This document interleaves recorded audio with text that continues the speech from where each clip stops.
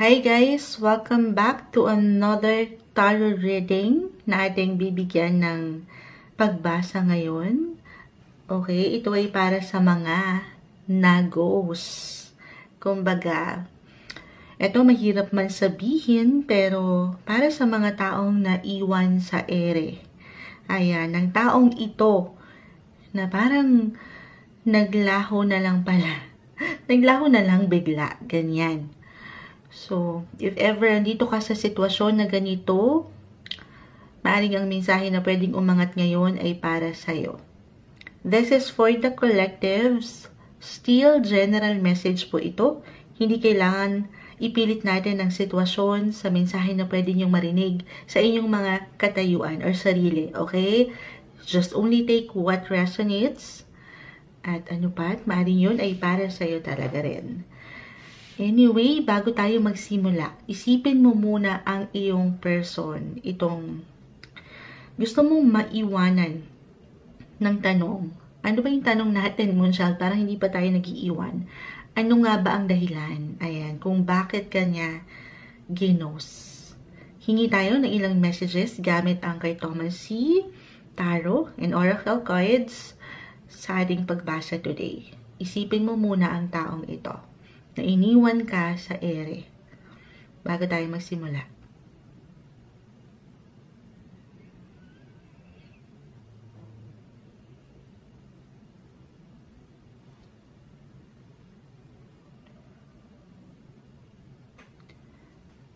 Okay, so dito muna tayo sa ating cartomancy reading, kung saan po ay ginagamitan natin ito ng playing cards. Kuha lang tayo ng ilang pinaka-exact messages para sa inyo.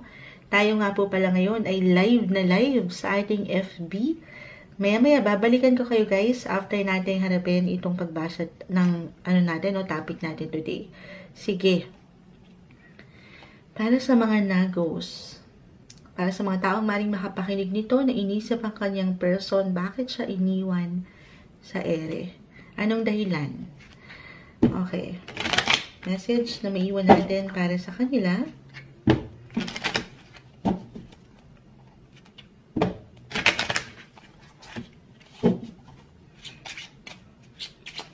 Maring hindi ko po maipakita sa live natin ng pag-shuffle, but huwag po kayo mag-alala. Sinashuffle natin mabuti. Para sa mga taong maring makapakinig nito, anong maiwan natin para sa kanila? Bakit kanya kinos? Bakit bigla na lang naglaho ng parang bula? Okay. Para sa mga taong ito,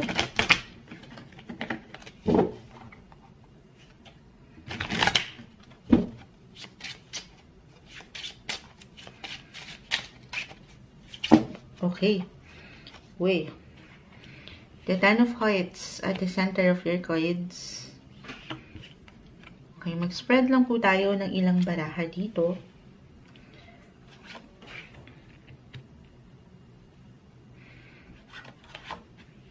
Okay, so let's spread more. We'll be straightforward sa ating reading. Diretsahan, hindi ko po ito tatamisan. Pero naway wag lang din po lalaliman. Okay? Ito na naman tayo. Meron na naman tayong ilang senaryo na nakikita dito. Ulitin ko po, just only take what resonate. Napakalawak ng pwedeng iparating ng baraha. Marahil kasi maring marami rin ang makapakinig nito. Iba-iba tayo ng sitwasyon. Sige. Unahin natin yung unang senaryo na aking nakikita.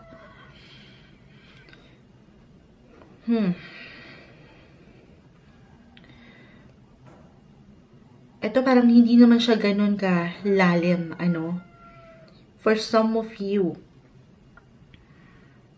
Para bang, andito pa yung yung physical affection. Maaring namimiss ka naman ito, somehow.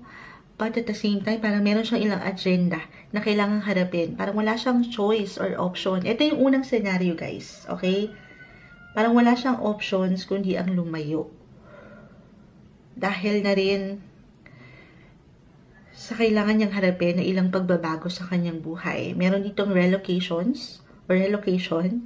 may paglilipat, may pag-move, or may pag-move on. It could be about sa kanyang personal na buhay rin. Business, may nakikita tayo dito. Ayan, mekos-mekos na. Sa dami ng naisip parating ng cards, minsan excited ang moon shot. Ang daming senaryo ngayon, guys. Pero, okay. Unang nakikita ko dito, may business setting. Or, related ito something sa pag-relocate, paglilipat, pag-move on. It could be physically or mentally. Pero yung physical attention or affection nito, maaaring nasa iyo pa. Namimiss ka nito. First scenario na aking nakikita. Okay? At ikaw naman, parang andito, naghihintay. Naghihintay doon sa pagbabalik pa rin. O kahit sa simpleng mensahe, balita na pwedeng magmula sa taong ito. Okay, first scenario po, andito pa yung mutual. Yun lang. So, maaring meron lang tong inuuna. So, medyo ano pa rin, kasi parang hindi ba ako priority at inuna yung ibang bagay kaysa sa akin? Bakit walang paalam? Maybe, yun nga meron din po siyang kanyang personal na dahilan. Okay? Sige, i-clarify natin to agad-agad para sa first scenario na aking nakita dito. Bakit ito yung umangat? Message. Para sa taong nag-ghost na ito, i-clarify natin yung first scenario na ating nakita. Sinasalubong na po tayo ng ilang chicken. Ayan. The Five of Swords ay narito. The Five of Spades, sobrang nakarelate. May ilang pananakit ng kanyang ulo. Kita nyo naman. May ilang isipan ito. Sabi ko nga, maaaring may kaugnayan sa negosyo, trabaho, pera, or pag-move on. May ilang agenda na hindi ka, parang ayaw na nitong madamay ka pa. Okay? So, sinarili na lang niya. Lumayo siya. May ilang gulo na ayaw kang madamay pa. Para sa first scenario na aking nakikita. Knight of Pentacles, narito. Saan natin ito papatong? Dito na lang. Oo, para makita nyo sa live. Knight of Pentacles, isang indikasyon na may ilang nilalakad po ito. May kaugnayan sa pera. Tama, pera nga. The Five of Pentacles, reverse. Pera, negosyo, sobrang nag-a-apply. Maaring hindi niya kayang mapanindigan pa. Or alam niya hindi pa siya totally secure. Or hindi pa siya sigurado. I will be honest. Parang hindi pa siya sigurado sa kanyang nararamdaman. At ayan. Medyo confused yung pakiramdam. Para yan sa first scenario. Okay? Sige, add pa tayo dito. First scenario, bakit kanya ginos at ito yung ilang umangat sa baraha? Ano pang ma-add natin para sa kanila? First scenario ito. Okay, ayan, may bumabagsak. Love life. So, maari pong may connection din kung hindi man ito business. Ayan na, relationship-wise, meron pa tong ayan, gusto niyang maghilom muna totally. Gusto niya munang magpagaling. The Ten of Swords, narito, dumadaan sa healing process. Or, nagpapagaling talaga. It could be physically, emotionally, or even financially po. So, gusto niya munang maging buo. Na maganda. Yun lang. Bakit hindi siya nagpaalam? Anong nais na parating sa'yo ng taong ito ngayon? First scenario, aking na-mention, ayan, may sumasama sa aking kamay, pinapalaya na kita. I know, diretsahan, maring ito po yung current energy. Okay? Pwede itong mabago, definitely. Again, depende na. So, pwede yung pag-aksyon. The Ten of Swords ay narito. Ayan, talagang it's about letting go. Pinapalaya na kita. Maring ito po yung ngayon, yung pakiramdam ngayon, na nararamdaman mo na, ayan, pinapalaya na kita. Yung love life na to, yung connection na to, walang closure, bigla na lang naglahon ng bula. Kasi kahit siya ay mayroong ilang dalahin na ayaw kanyang marahil madamay pa. O hindi siya nagiging sigurado sa kanyang pakiramdam. Okay, sige, add pa tayo dito. Ano pang ma-add natin? Ano pang ma-add natin sa first scenario na ating nakita? Okay, umaangat. Guys, transformation, Pluto, may ilang pagbabago po. 5552 na ang umaangat dito sa kanya. First scenario, may ilang transformation, transition sa buhay niya. May movement, may ilang, actually, it could be positive, negative, yung pagbabagong ito, or pagtatapos. Okay? Ayun yung maiwan natin para sa first scenario na ating nakita. Okay? Okay, dito naman po tayo sa second scenario.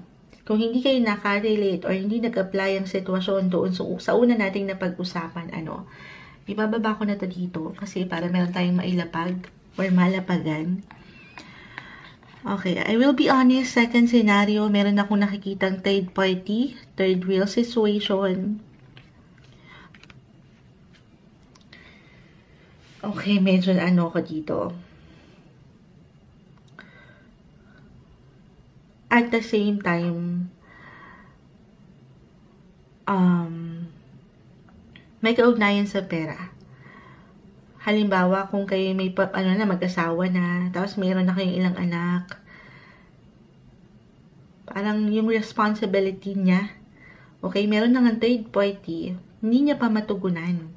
Yung, kahit sa mga bata na lang, may money issues, or money-related issue ako nakikita dito. Reversal tayo every time, guys. So, maaaring ikaw itong nang ghost din, or siya.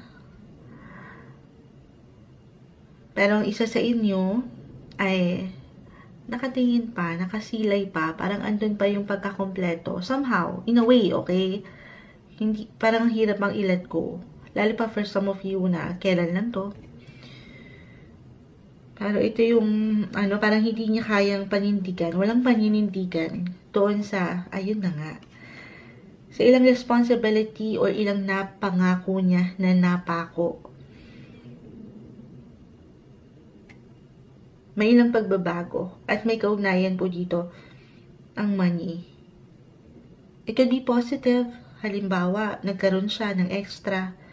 Kumbaga, umangat-angat ang life. Nag-iba na rin ang direksyon ang nais nito. Kumbaga, nadala siya masyado doon sa financial na blessing, okay? Napakiramdam niya, ang taas niya, yung ganon. Okay? Na feeling niya, kompleto na siya. Ito, sobrang hirap i-deliver nung ilang messages. Feeling niya, kompleto na siya kahit wala ka. Yung ganon, guys, pasensya na po. Pero yun yung pinaka-words na nakikita ko dito. Hindi ko ito tatamisan, pero wag lang din po lalaliman, okay? Pero unang-unang katabi dito, yung third party. Kung hindi man, at hindi mag-apply yun, meron kayong ilang disagreements or naging diskusyon na nagkaroon ng imbalance. Diyan kayo nagtalo, nagkaroon ng misunderstandings, miscommunication, at lumayo na lang. Na-stress. Ayaw harapin. Okay? Sabi ko nga, walang paninindigan or hindi niya kayang dalhin ang problema or anong kailangang pag-usapan between sa inyo dalawa, sa inyong sitwasyon, relasyon. Okay, sige, clarify natin ito. Second scenario, bakit kanya ginost? Message. Second scenario, bakit kanya ginost? Alam nyo, at the center of your cards, para sa pangkalahatan to, the Ten of Cups. Mula sa ilang unang bumabagsak na baraha, parang yung incomplete yung pakiramdam. Kaya siya nag-ghost. Hindi pa sure. So, hindi buo. Again, maaaring po itong mag-apply rin sa'yo or sa kanya. Okay, I know, ayan na naman si Moonchild, diretsahan. Walang mekos-mekos. Patawarin nyo kung minsan diretso. Ayan, the Four of Swords. Merong napagod. Maaaring sa pag-discussion nyo ito, pag-aaway ba, misunderstanding, miscommunication, the Two of Cups, reverse. Ilagay natin dito. So, ayun na nga. Sobrang nag-a-apply po, hindi kayo magtagpo. Actually, merong gap. May distance na. Or kahit nung physical, ay magkatabi pa kayo physically, ayan, sumasang-ayon po mga doggies, ay parang magkalayo pa rin kayo, nakulangan, napagod, hindi kompleto yung pakiramdam. Maaring ganun yung ano, no? Okay. Moonchild. Diretsahan na naman po tayo na sumasang-ayon ng mga doggies. Add tayo dito. Add pa tayo. Second scenario. Bakit ito yung umangat? Ayan. May tumatalon. Health. It could be physically, mentally, emotionally. Yung trust and faith. Baby. Health. Sabi ko nga. Ayan. Actually, Four of Swords. Hindi po isang medical advisor ang Moonchild. Ano? Simpleng tarot card reader lamang po tayo. Pero naapektuhan na nito. Kung hindi man sa'yo, okay? Naapektuhan na yung kanyang ayan, mentality o yung kayo hindi na healthy baby. Sabi ko nga, kung meron na kayong mga anak, may pagkakulang, okay? Trust and faith. Nawala na yung tiwala. Kung akin yan i-relate sa ilang unang bumagsak na baraha, nawala yung tiwala. Yung katatagan. Okay? Yung sentro dapat ng inyong koneksyon para kayo buo talaga yung inyong faith. Maging ano pa man po ang inyong religion, maaaring kinulang kayo doon. Sige. Add tayo. Ayan. Second scenario, 11th house. Sign of Gemini, Pisces. Energy of Gemini, Pisces. Hindi kailangan, additional lang po ito. Actually, air signs yung umangat dito. So, medyo mas umangat dito yung intellectual. Yung mentality. Yung inyong mga pagiging wise. So, mas pinairal yung isip lang muna.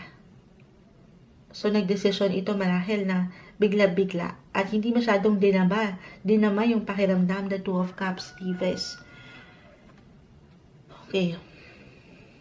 So, for some, maaaring over the net ito nangyari kasi umangat yung technology sa akin nakikita dito. Travel. Ayan yung umangat. So, kailangan yung mag-usap. Kahit over the net lang ito.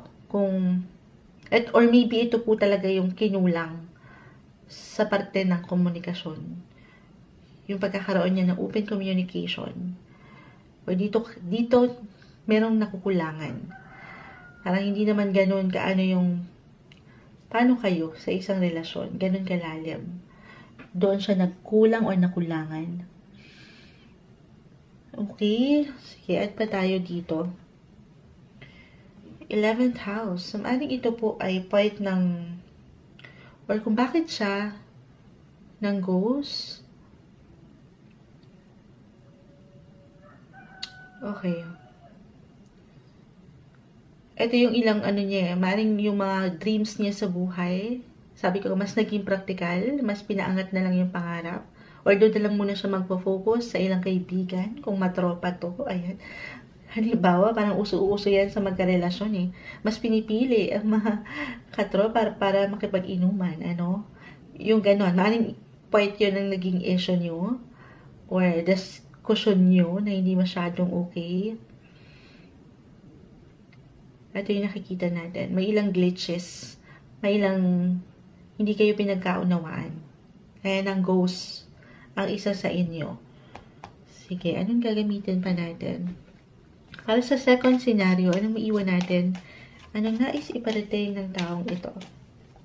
Second scenario.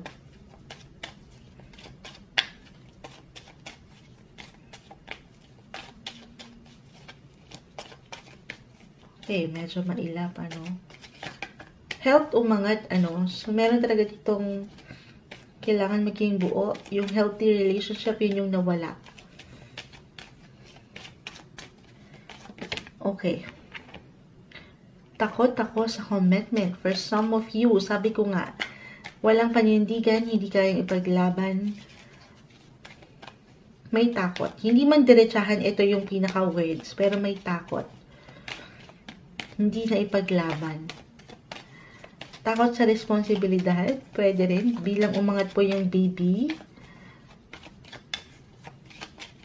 takot sa diskusyon, ayaw ng, alam mo yun, hindi niya kayang dalhin ng sarili.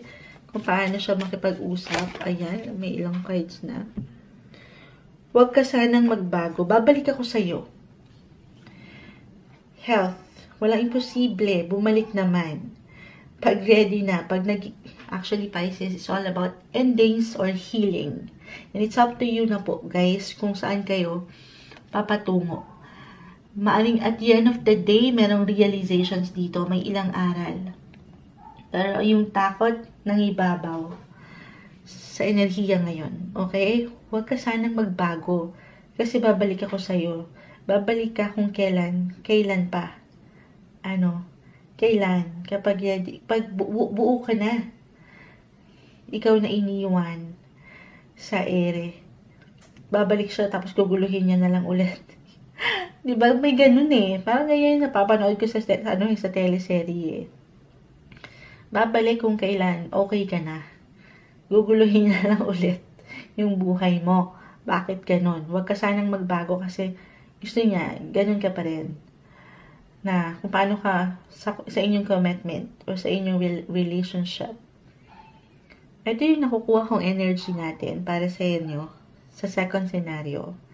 Meron pang isa guys, if ever hindi kayo hindi kayo makarelate para sa mga nag-ghost. Sige. Okay, so andito na tayo sa third scenario na ating nakikita. Just only take what resonate. Kung hindi pa rin mag-apply yung dalawang napag-usapan po natin, maaring dito na sa pangatlo. Bakit kanya ginos? Bakit bigla na lang itong naglaho na parang bula? Ito isa pang hindi masyadong maharap po kayo ngayon. Third scenario. Sa separation. Okay? May ilang changes. Maybe naramdaman nyo na ito. May ilang major or big changes na kayong naramdaman when it comes to relationship. Sa taong ito, yung connection nyo. Or ito parang yung unang naiwan ko, merong pag-move. Or pag-move, paglilipat, relocation, or pag-move on.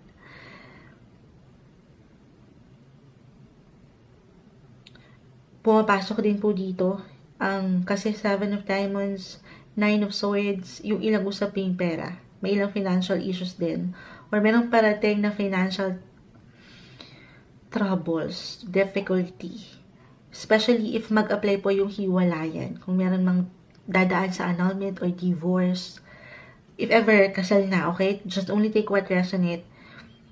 Dito yung pumapasok. Or kung meron kayong anak na, parang ganito yun kanina sa second scenario. The 5 of Hearts ay narito.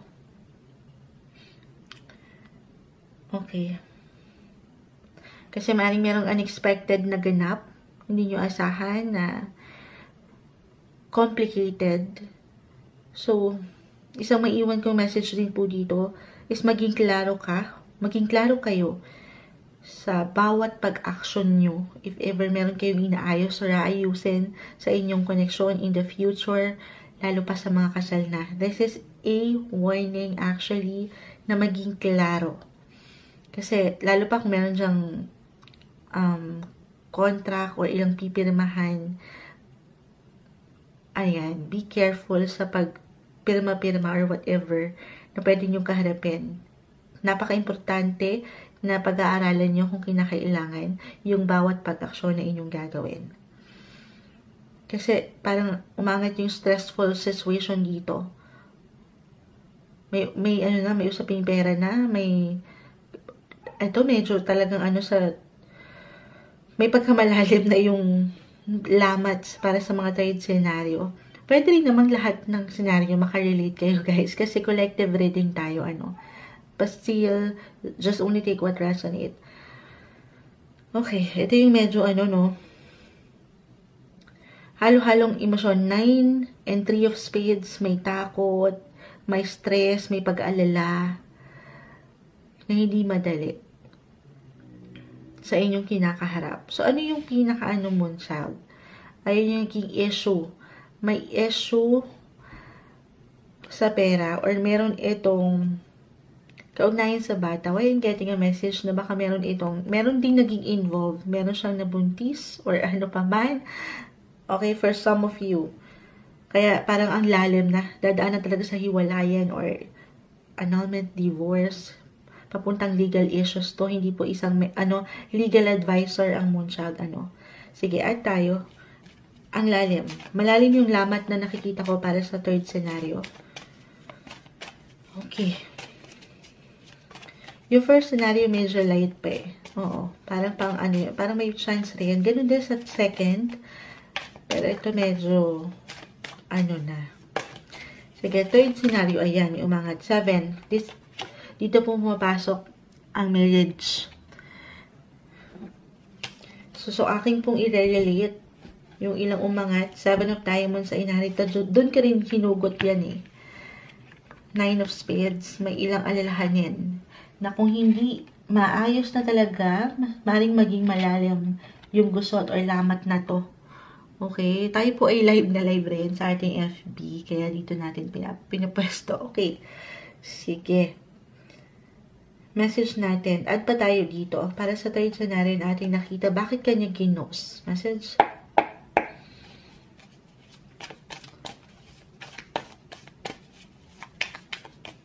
Bakit kanya ginos? Imbalance po. Kasi 7th house, na pumapasok ang Libra. Ilang injustice. The Strength card reverse. So, nawala na yung bond. Yung union. Nawala na ng union na, alam mo yun, nagsasabay, nagbabalanse. Yung masaya. Yung at peace kayo, nawala na yung strength ng inyong connection. At nabalutan ito ng pag-aalala. 9 of Spades. 8 of Cups. Meron nang umiiwas. Ayan na, marahil siya na itong ng ghost. Or kahit naman ikaw, ganun na rin yung pakiramdam. The Death card. Ito hindi kailangan katakutan. Ano po? Death card, isang indikasyon na merong pagtatapos. Maaring ito po yung current energy, guys. Pwede itong mabago. Huwag nating laliman. Nothing is yet set in stone po. Your future is not set in stone. Definitely may pagbabago pa. Pero right now, para sa ilan ito, na dumadaan sa separation, nawala na po yung strength, yung lakas, yung power na meron kayo sa inyong relasyon. Okay, at umaangat dito yung inyong mga sariling paniniwala. I mean, maaaring iba yung naging interest na niya, iba na yung interest mo, magkaiba kayo. So, salungat yung inyong mga personalidad. Maaring ganun. Kaya nang ghost ang taong ito. Meron siyang nakita sa'yo or ikaw ito na hindi siya umayon. Yung ganun. Kaya siya nang ghost. Okay. Parang wala na tong pakialam. Sa totoo lang. Parang wala siyang pakialam sa kung anong mangyayari pa. Kaya lumayo na lang. Yung ayan, kahit anong mangyari, kahit pa nagkaroon na ng endings, nagiging diretso na naman po ang moonchild, nawala yung care. Nawala yung strength. Okay. Yung mukha ko, kung makikita, nakabusakot yung mukha ni moonchild sa nakikita ko dito umaangat na message. Sige, add pa tayo. Okay, Aquarius. Ito, yung energy ng Aquarius, hindi po kailangan laliman. Actually, may mga ilang signs din yan, pero hindi ko nababanggitin. Okay, yung energy ng Aquarius, napaka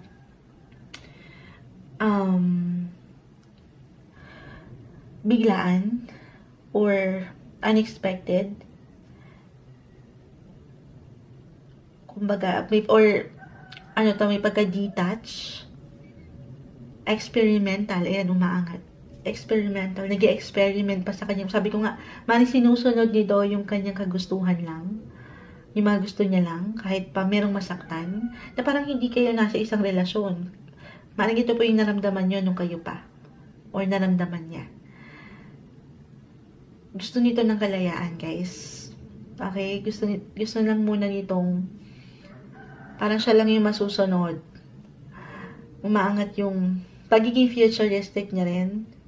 Or kasi baka ikaw medyo may pagka-traditional, conservative, Siya parang all out, happy-go-lucky, go with the flow, sumasabay sa mga bago, gustong mag-try ng bago. Ayan, pasensya na po, diretsahan na naman si Moonshag. Pero sige, add pa tayo dito. Okay, or sabi kong unexpected, maring biglaan itong nangyari. Sabi ni, bigla na patingin ako, buhay binata. Sabi ni Miss Monet.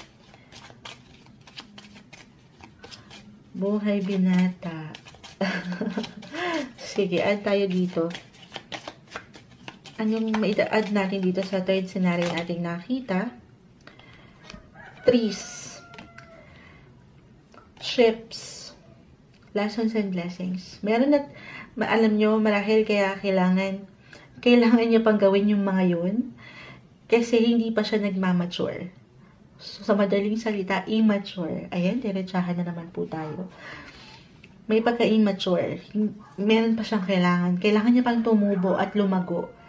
Freeze. Meron pa tong kailangan matutunan. Ayan. Sa buhay. Kailangan niya harapin din ito. Kailangan mangyari mga bagay-bagay. Ang magandang ships, maring para sa ilan, I have no idea. Seaman ba to? Ayan. Ayoko magsabi nung kataga para sa mga seaman. Baka mabash tayo. Kahit joke lang. Pero, ayan.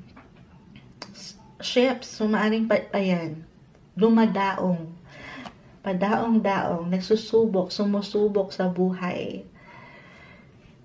Ano pang may add natin? Sige, kuha tayo ng pinaka-final advice pa dito. Message natin na naisiparating ng yung person ngayon. Maring ito po yung current energy, guys, para sa taong ng ghost. Para sa mga tao. Ayan. Sana maunawaan mo ako. Sana maunawaan mo daw siya, Miss Monet. Kahit buhay binata. Ito, umangat. Sana maunawaan mo ako.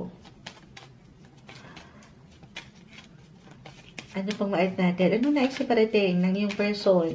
Message. Oh my, ayan yung sinasabi ko. Hindi ko ito tatamisan. Sinusubukan kong magbago, pero wag mo na akong hintayin. Ito para sa ilan, hindi kailangan laliman. Kita nyo, umangat yung ships. Maaring meron ng dumaong or dumapo ito sa ibang dalampasigan. Dalampasigan, wag mo na akong hintayin. Right now po yan, okay? Maaring yung current energy, pwede itong mabago.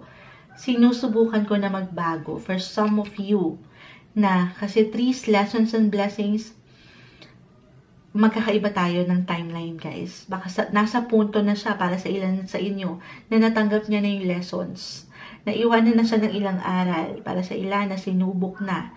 Pero for some of you na sumusubok pa lang, nagbubuhay binata pa lang, or dalaga, ayan. Huwag mo na akong hintayin, sana maunawaan mo ko. Kasi yan, it's a cycle, umiikot lang. Totoo, yun, madalas totoo no? Nasa huli ang pagsisisi. Ayan yung may iwan natin para sa inyo. Ulitin ko, at the center of your cards, umangat yung hindi pagkakompleto. Merong kulang, merong nagkulang, merong kinulang. The Ten of Hearts para sa inyo.